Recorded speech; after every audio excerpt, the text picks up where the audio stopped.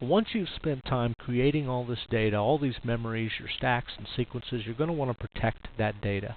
Now the Smart Fade does have persistent memory, so if you turn the unit off, turn it back on again, your show will still be there. Even if you remove power for many days, up to several months, the Smart Fade will retain the show that was last there in memory. But it's a lot better idea to save that show to SD card. And the SD card will go in this slot here on the front of the Smart Fade. It is a standard SD card that you might use in a cellular phone or a digital camera.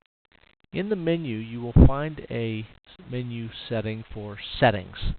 When I enter settings, memory card is the first thing that I come to.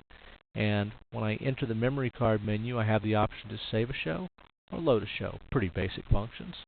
When I save a show, it gives me the name show01.asc. The .asc indicates that we are saving Smart Fade shows in a standard USITT ASCII format. And I can change the name from show01 to a different number, show03 for instance, by using the encoder wheel. Once I hit enter, I'll get a confirm message, hit enter again, and now I have saved that show file to the SD card. I can remove the SD card and transport that show to my PC or Macintosh to use Virtual Smart Fade, perhaps to edit that show, or from one Smart Fade to another, or simply keep a backlog of shows on my card that I'll be using at different times.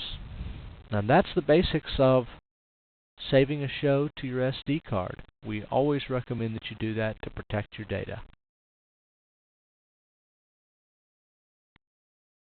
Now, of course, you'll load shows in the same manner. Just access Load under the same menu with an SD card in. The Smart Fade will look at that SD card and show you any shows that have a .asc extension after them. You can select or dial through the shows that you want to load and load up the one that you're looking for.